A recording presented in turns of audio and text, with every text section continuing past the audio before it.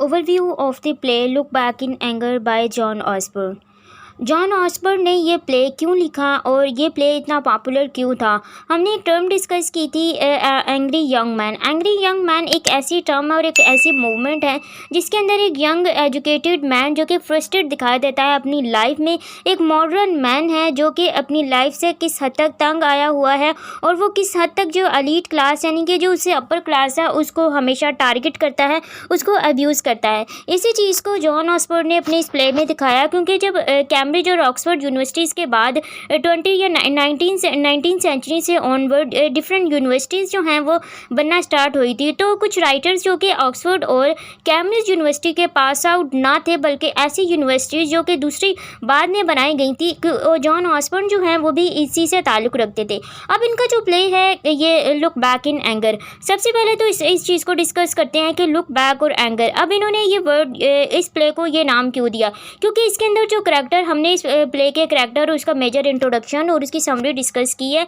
क्योंकि उसके अंदर एक करैक्टर है जिमी पोर्टर जो कि एक वेल एजुकेटेड पर्सन है लेकिन उसको अभी तक कोई जॉब नहीं मिली और उसको जॉब ना मिलने की वजह से वो अपनी जो उसकी लाइफ की ऐसी महरूमियाँ हैं उसका ज़िम्मेदार वो एलीट क्लास को ठहराता है, गवर्नमेंट को ठहराता है कि ब्रिटिश जो है उस टाइम पर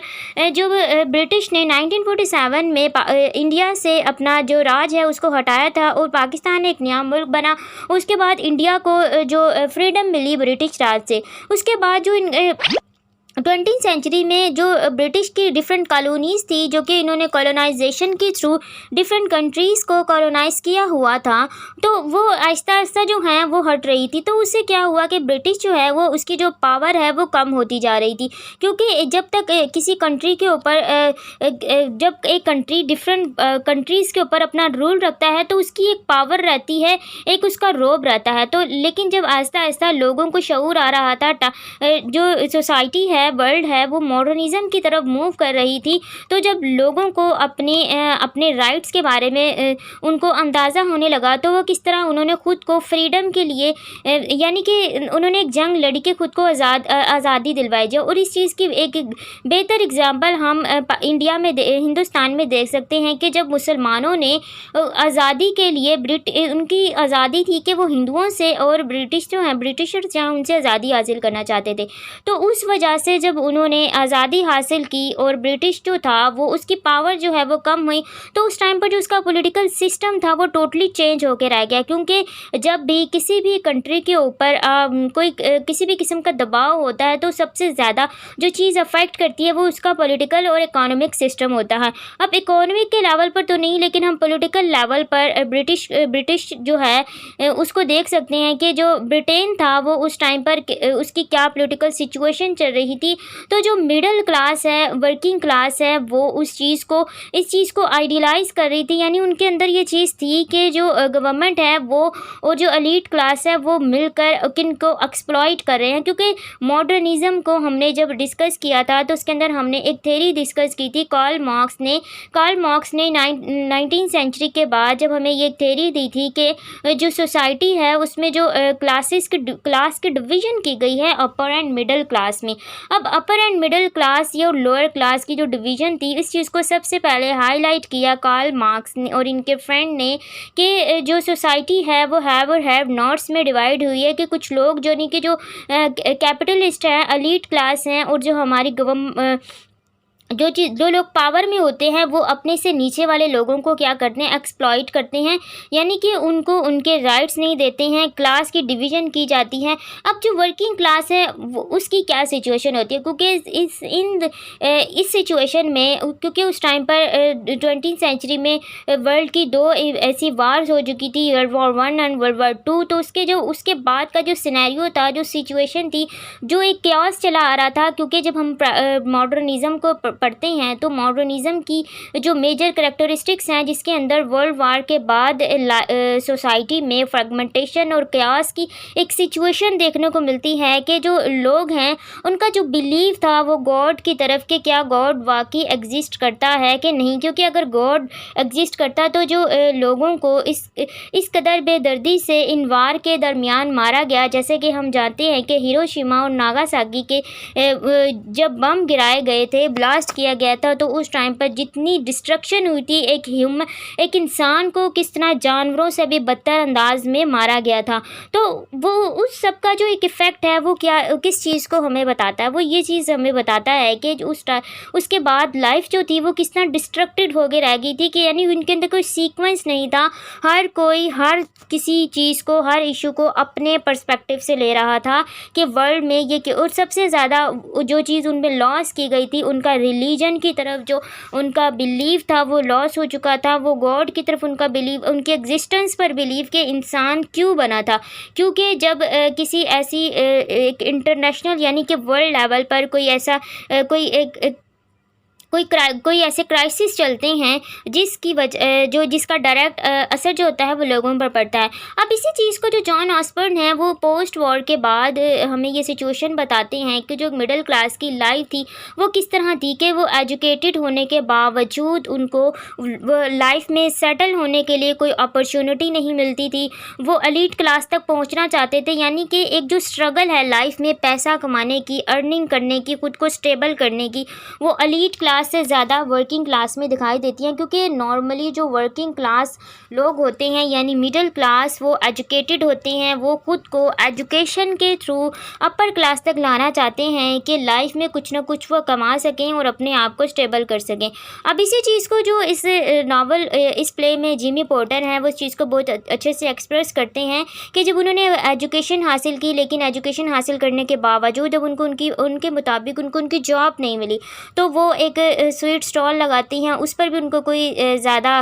उस चीज़ से फ़ायदा नहीं होता। लेकिन उस चीज़ के बाद क्या होता है कि वो नेक्स्ट वो फ्रस्ट्रेटेड हो जाते हैं अपनी लाइफ के थ्रू। वो लोगों को टारगेट करते हैं, लोगों को ब्लेम करते हैं, हमेशा अग्रेसिव रहते हैं, वो गुस्से में रहते हैं। अब ये चीज़ क्या थी, यानी कि इस मॉडर्न टाइम में जो इमोशंस हैं वो लॉस कर गए थे। इंसान की सिर्फ और सिर्फ जो अट्रैक्शन थी वो फिज़िकली अट्रैक्शन रह गई थी। इमोशनली और मोरली जो अटैचमेंट है वो टोटली डिनाई होकर रह गई थी। इसी तरह जैसे सन्स एंड लवर में हमें दिखाया है कि जो गर्ट्रूड मोरल है, एक सन्स एंड लवर नावल है बाय D.H. लॉरेंस का, जो वो भी एक मॉडर्निस्ट वर्क है। उसके अंदर हमें ये चीज़ दिखाई है कि जो उस नावल के करैक्टर हैं यानी कि गर्ट्रूड मोरल और जो उनके हस्बैंड हैं, वो उनका जो रिलेशन है आपस में वही अपर और मिडिल क्लास का है। वो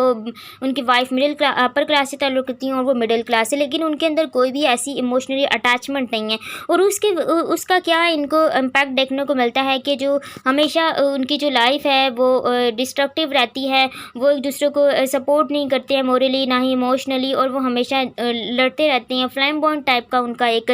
माहौल रहता है घर का, और इस चीज़ का असर उनके बच्चों पर पड़ता है कि उनकी जो डेवलपमेंट है, ख़ास तौर पर उनके पॉल मॉरल की वो जो पर्सनैलिटी है वो एक टोटली डिस्ट्रैक्ट होकर आ जाती है। अब इसी तरह क्या होता है कि जब एक मॉडर्न मैन है, इसी चीज़ को एक और नावल में फ्रांस काफ्का हैं जिन्होंने अपने नावल में दिखाया है मेटामॉर्फोसिस में, कि जब इंसान जब तक के अर्न करता रहता है और उसकी जो यानी कि जब वो अपनी लाइफ के आखिरी हिस्से तक भी होता है, तब भी उसको इस चीज़ की फ़िक्र होती है कि उसको खुद के लिए और अपनी फैमिली के लिए कुछ ना कुछ अर्न करना है, कुछ ना कुछ कमाना है। तो इस तरह के जो यानी कि मॉडर्निस्ट जो वर्क है उसके अंदर हमें जो प्लॉट स्टोरी है यानी कि एक जो प्लॉट होता है उसका सीक्वेंस नहीं देखने को मिलता, ना ही कोई ये कितना इंटरेस्टिंग होता है। उसमें सिर्फ और सिर्फ किस चीज़ पर फोकस किया जाता है, करैक्टर पर। क्योंकि जैसे अगर देखा जाए तो इसका कोई ख़ास प्लॉट नहीं है। 4-5 करैक्टर्स हैं जिनकी एक स्टोरी दिखाई है कि उनका लड़ाई रहती है और एंड पे वो फिर हारिना चली जाती है और एलिसन वापस आ जाती है, दैट्स इट। ये कोई ऐसा कोई इंटरेस्टिंग प्लॉट नहीं है,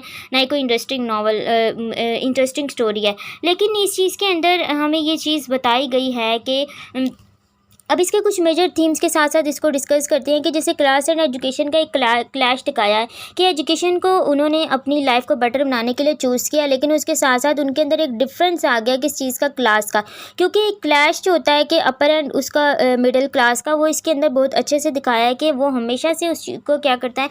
एलिसन को उनकी फैमिली को हमेशा से टारगेट करते हैं और अब्यूज़ करते रहते हैं। नेक्स्ट इस प्ले का मोस्ट इम्पोर्टेंट थीम है suffering and anger. Suffering and anger को हम इस टाइटल के साथ एक्सप्लेन कर सकते हैं, क्योंकि एंगर इस चीज़ को एक्सप्रेस कर रहा है कि क्या ये जो टाइटल है लुक बैक का मतलब यानी कि यहाँ पर वो इसको कितनी चीज़ों से ले रहे हैं। इसमें हमेशा हमें ये दिखाया कि इस प्ले के अंदर के जो कर्नल हैं वो हमेशा अपनी नॉस्टैल्जिया में रहते हैं। वो अपने पास्ट के बारे में सोचते रहते हैं कि किस तरह वो जब वहाँ पर कर्नल थे इंडिया में वो क्या किया करते थे। इसी तरह जो जिमी पोर्टर है वो अपने फादर के बारे में सोचते रहते हैं। जिमी पोर्टर अपने फादर के बारे में सोचते हैं कि जिस तरह वर्ल्ड वार के टाइम पे जब वो 10 इयर्स के थे तो उनकी किस तरह उनकी वार में डेथ हो चुकी थी, और वो इस चीज़ का जो इस चीज़ का ब्लेम है वो एलिसन पर लगाते हैं कि जो एलीट क्लास है उसने कभी भी रियल सफरिंग को फेस नहीं किया, सारों को फेस नहीं किया, और उनकी ये विश है कि उनकी जो अपनी वाइफ है वो लाइफ में किसी न किसी रियल डेंजर को या किसी भी रियल उसको जो सफरिंग है उसको फेस करे। अब ये चीज़ क्या है कि ये यहाँ पर एक इंसान जब वो अपनी जब उसकी जो उसकी तकलीफ़ होती है,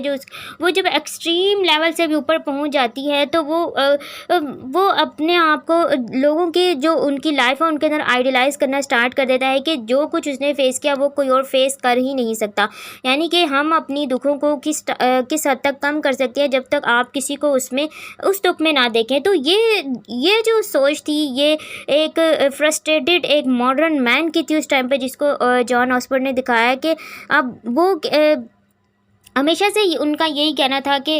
उनको इस टाइम जब तक कि वो उनको किसी भी तकलीफ़ का एक्सपीरियंस नहीं होगा वो उस बात से कभी भी खुश नहीं होंगे। वो हमेशा इस प्ले में अपनी लाइफ से क्या है कि वो हमें नाराज़ दिखाई दें। उसके बाद जेंडर के बारे में भी इसमें बताया है। जेंडर का भी थोड़ा बहुत इसके अंदर रोल है, क्योंकि एलिसन का और जो जिमी पोर्टर हैं वो उनकी हमेशा से लड़ाई रहती हैं, और एक थोड़ा बहुत जेंडर डिफरेंस भी इसके अंदर दिखाया है, लव एंड इनोसेंस। अब लव इस प्ले में हमें दिखाई नहीं देता, जस्ट उनके अंदर फिजिकल अट्रैक्शन, फिजिकल अपीयरेंस के ऊपर उनके अट्रैक्शन है। लव की इसके अंदर एब्सेंस दिखाई है। इसके साथ साथ जो एलिसन है उनकी इनोसेंट दिखाई है कि वो अपने हस्बैंड की इतनी बातें बर्दाश्त करती हैं सिर्फ इनोसेंट वे में, कि जो एक एलीट क्लास है कि ज़रूरी नहीं है कि जो एलीट क्लास हो वो कोई सॉरो फेस करे तभी वो खुद को जस्टिफाई कर सकता है, क्योंकि वो एक एलीट क्लास से ताल्लुक़ रखने के बावजूद वो जिमी पोर्टर के साथ एडजस्ट हो रही थी। उनके घर रहती थी एक 1 रूम अपार्टमेंट में, लेकिन इस चीज़ को जो जिमी पोर्टर हैं वो कभी भी जो हैं उसको यानी एक्सेप्ट ही नहीं कर पाए। अब इसके अंदर एक मेजर सिंबल यूज़ किया है कि अक्सर